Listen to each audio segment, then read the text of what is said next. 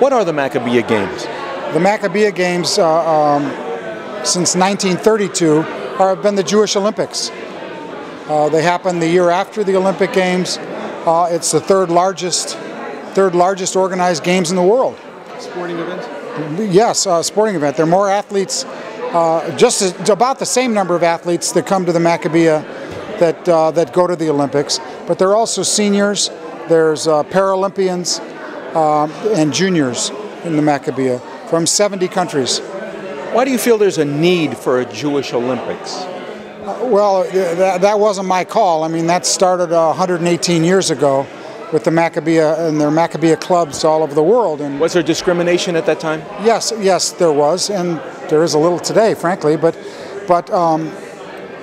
there's about 500,000 people that belong to Maccabiah clubs now, and 10,000 of them compete in the finals in Israel.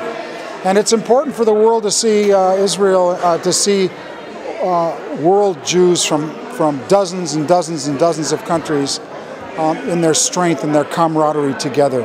Anything from chess to baseball to golf to seniors tennis, water polo. It's wonderful. And more wonderful are the stories of each one of the athletes. You mean how the athletes came to be in the games? How they got there, not just through the athletic competition, but their stories, because those are the stories of the Jewish people, and many of them, about 70% of them, their travel and their involvement in the games is subsidized because they don't have the money to come. It costs about $5,000 an athlete. Who pays?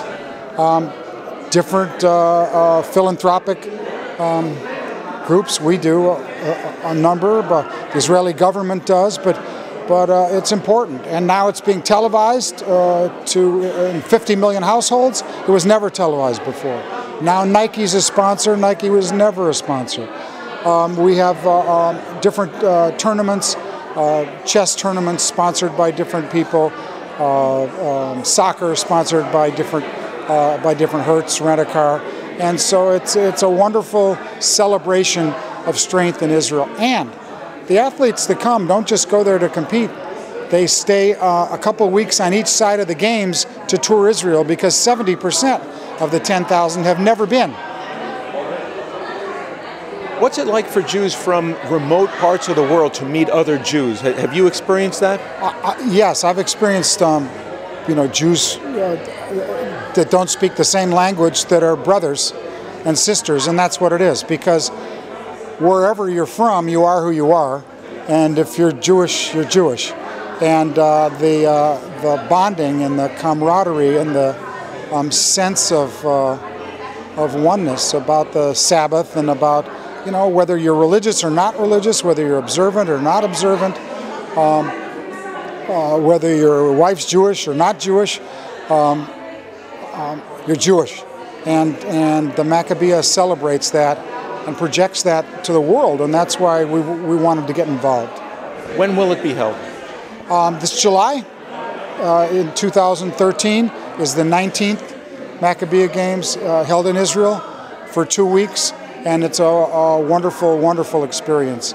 It will be shown on television. People can sponsor an athlete. People can sponsor the games generally by doing a message or their company an advertisement on JLTV that is taking us all around the world, because it costs hundreds of thousands of dollars to broadcast the games. So there's a lot of things that people can do at home to help the Jewish world, because we're being televised by JLTV. For people who don't have that channel on DirecTV or in their homes on cable, can they watch it online? Yes, they can watch it online. And I want to say, $100,000 to one person is important, and $10 to another person is important. And all of it is important to us, because we're getting friends for life. We're getting friends for life, whether they're 7 years old or 77 years old, whether they're worth $1 billion or owe $1 million. We have people that contribute that go and borrow the money at the bank to contribute. And we have people that contribute, out of their cigar money, but it doesn't matter. There is no contribution too small, because it's people's hearts that they're contributing.